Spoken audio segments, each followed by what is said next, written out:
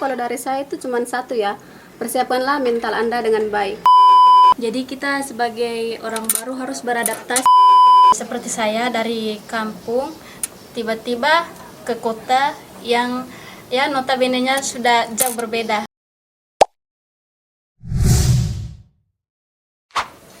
Hai teman-teman, kembali lagi dengan saya Andi Rusdin di podcast Teloteh Mahasiswa. Nah, pada kesempatan ini kita membahas tentang bagaimana kehidupannya seorang mahasiswa di perantauan. Nah, untuk membahas itu kita kedatangan tamu-tamu spesial nih yang cantik-cantik dan berpengalaman juga di perantauan sebagai mahasiswa. Di sini ada Kak Rina, terus ada Kak Hilda, terus ada Kak Titin. Nanti mereka akan menjawab bagaimana tips-tipsnya untuk menjadi mahasiswa perantauan. Nah, saya mulai dari Kak Rina dulu nih. Kak Rina, saya ingin bertanya nih. Ada teman-teman yang bertanya juga di saya, Kak, apa saja tips yang dapat dibagikan untuk mengatur anggaran hidup di kota perantauan? Nah, begitu. Jadi boleh dijawab sama Kak Rina nih. Bagaimana tips-tipsnya? Jadi menurut saya tips untuk mengatur keuangan di perantauan itu adalah membeli sesuai kebutuhan bukan keinginan. Jadi dipentingkan dulu kebutuhannya, kalau keinginannya nanti di belakangan. Supaya berarti bisa mengatur keuangan dengan baik. Iya, berarti yang dibeli itu yang penting-penting saja supaya tidak terlalu membuang-buang anggaran gitu. Nah, benar juga benar. Terus ada lagi pertanyaan dari teman-teman juga, banyak sekali yang bertanya di saya soalnya. Jadi selanjutnya itu pertanyaannya itu, apa pelajaran paling berharga untuk Anda pelajari selama perantauan gitu. Nah, saya ingin bertanya di Kak Hilda juga itu, bagaimana pelajaran paling berharga di tempat perantauan gitu. Oke, baik, kalau menurut saya pelajaran paling berharga itu di tempat perantauan, di mana saya sebagai mahasiswa perantau itu belajar bertanggung jawab, terus harus mandiri, menghargai kesederhanaan dan kesabaran, harus bisa mengelola keuangan dan juga waktu. Oh iya. Memang harus dibagi waktunya, terus harus ditahu bagaimana caranya mengelola diri di perantauan, karena memang seorang perantau itu jauh dari orang tua loh memang. Ya, ada juga yang di setiap bulannya itu dikirim sama orang tuanya gitu. Itu belum tentu ya, itu pun kalau ada dikirim sama orang tuanya. Tapi kalau orang tuanya yang tidak berpenghasilan dan lain sebagainya, mohon maaf ya gitu. Ya, Jadi belum tentu dikirim juga ya gitu. Iya. Dan saya menunggu lagi jawaban dari Kak Titin nih. Nah, beliau juga seorang mahasiswa perantauan gitu. Jadi ada pertanyaan lagi itu, apa saran yang ingin Anda berikan kepada mahasiswa lain yang berencana mau merantau? Jadi rencananya itu, sarannya itu apa yang diberikan, motivasi yang diberikan kepada mahasiswa perantau nanti. Kan orang-orang itu suka sekali belajar ilmu itu di luar perantauan. Bagaimana sarannya Kak Titin? Saran dari saya terhadap mahasiswa lain yang mungkin sudah ada rencana untuk melanjutkan pendidikannya dengan merantau itu, kalau dari saya itu cuma satu ya, persiapkanlah mental Anda dengan baik. Karena menjadi mahasiswa rantau itu bukan hanya menuntut kemandirian ataupun kemampuan beradaptasi. Nah, betul. Tetapi juga menjadi mahasiswa rantau itu butuh yang namanya kekuatan mental yang tangguh ya. Menjadi mahasiswa rantau harus siap menghadapi tantangan emosional yang bisa muncul kapan saja, seperti stres akademis, tekanan sosial, dan masalah pribadi itu harus dihadapi dengan mental yang kuat. Jadi siapapun itu yang mungkin sudah ada rencana untuk merantau untuk kuliah, siapkanlah mental Anda dengan baik. Karena semanja-manjanya kita itu dari rumah itu pastilah kalau kita di tanah rantau itu menuntut yang namanya kemandirian dan juga kemampuan untuk bertanggung jawab atas diri kita sendiri. Wah, keren. Ini saran yang harus didengar sama calon-calon mahasiswa baru ataupun lulusan-lulusan tahun 2024 baik di SMA, SMK. Nanti bisa kalau semisal mau bertanya bagaimana motivasi selanjutnya, silakan bertanya di Kak Titin aja. nanti Kak Titin akan menjawab bagaimana saran-saran dan motivasinya lagi. Mungkin tadi itu hanya rinciannya atau kesimpulannya, nanti kita sama-sama berbincang-bincang lagi. Nah, ini kan sebagai mahasiswa perantau itu kan harus jauh dari orang tua ya. Jauh dari orang tua, terus jauh dari sanak saudara. Itu pun kalau yang merantau itu kan ada juga yang merantau dan tinggal dengan keluarga, ya baik itu sepupunya, baik itu anak dari keluarganya gitu. Nah, ada yang bertanya nih, menarik sekali. Pertanyaannya itu, saya ingin bertanya ke teman-teman aja, nanti dijawab ya masing-masing. Itu pertanyaannya itu, bagaimana Anda menyesuaikan diri dengan lingkungan baru setelah pindah? Kan biasanya orang itu dari kampungnya pindah ke kota bisa jadi begitu. Nah, bagaimana orang-orang itu bisa menyesuaikan dirinya di tempat yang baru? Bagaimana Kak? Dari Kak Rina dulu. Ya. Kalau saya untuk menyesuaikan diri di lingkungan yang baru itu harus mengamati dulu bagaimana situasi di situ, kan pasti berbeda dari tempat tinggal Iya, kita ke benar-benar. tempat tinggal yang baru. Jadi kita sebagai orang baru harus beradaptasi dengan tempat yang baru. Iya, gitu. Iya, dari Kak Hilda, ya bagaimana konsepnya ketika ada di tempat perantauan untuk beradaptasi di tempat yang baru?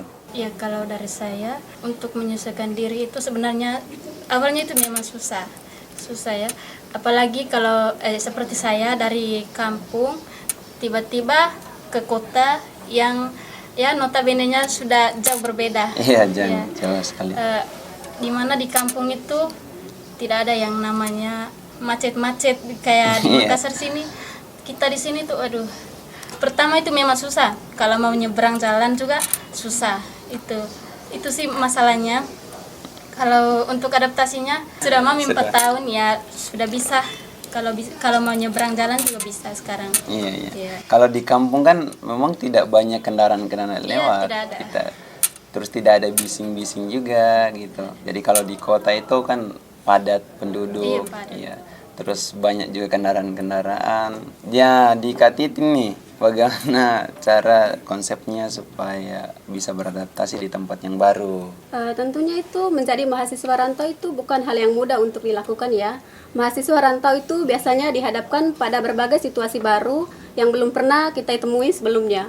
Mulai dari harus beradaptasi dengan lingkungan yang baru, pergaulan baru yang berasal dari latar belakang budaya yang berbeda, hingga mengatur keuangan dan memanajemen waktu secara mandiri. Saya itu biasa melakukan penyesuaian terhadap lingkungan yang baru itu. Kita harus mempelajari budaya, kebiasaan, dan karakteristik lingkungan baru.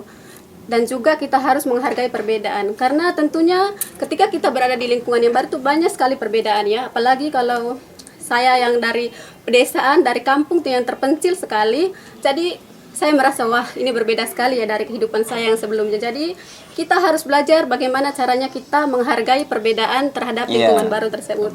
Dan yang terakhir itu kayaknya kita harus melakukan komunikasi yang baik ya. Iya, kita Karena bangun komunikasi. dengan komunikasi yang baik itu kayaknya kita bisa lebih memahami kehidupan baru di lingkungan tersebut. Iya, benar-benar. Jadi kalau kita datang ke tempat yang baru itu, ini jawaban dari teman-teman ini, kalau kita datang di suatu tempat yang baru, kita harus ramah dan kita harus bangun komunikasi supaya saling kenal juga sama orang-orang yang ada di tempat itu. Nah, sangat luar biasa nih jawaban teman-teman juga tadi ya. Kita juga sudah berbincang-bincang jauh ya bagaimana konsepnya untuk hemat di tempat yang baru, bagaimana juga cara kita beradaptasi di tempat-tempat yang baru.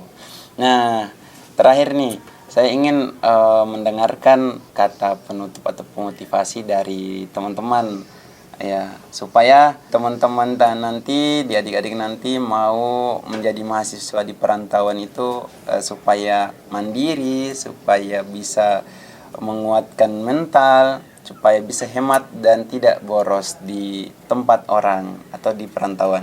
Nah, saya mau dari Kak Titin dulu nih, apa kata motivasinya, terus kata penutupnya untuk adik-adik yang akan menjadi mahasiswa perantauan atau teman-teman yang akan menjadi mahasiswa perantauan. Kak Titin. Untuk adik-adik yang mungkin sudah berencana untuk melanjutkan pendidikannya dengan merantau, kayaknya seperti yang saya katakan tadi ya, persiapkanlah mental dengan baik.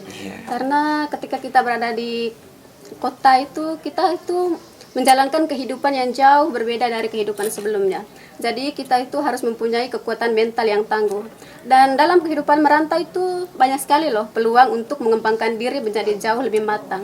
Dari memilih kos yang tepat, ada juga yang kuliah sambil kerja, menghadapi masalah awal dan tekanan perkuliahan, hingga mengembangkan berbagai keterampilan hidup.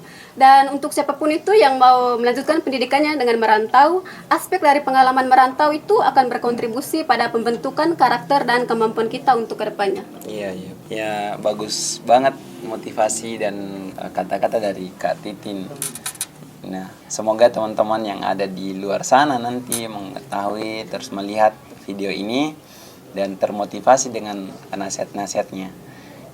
Dari Kak Hilda, apa motivasinya untuk adik-adik teman-teman yang ada di luar sana yang akan menjadi calon mahasiswa perantau? Dari saya, untuk adik-adik yang mau kuliah keluar atau mau merantau ke kota orang, apalagi merantau kuliah sambil kerja itu harus persiapkan mental.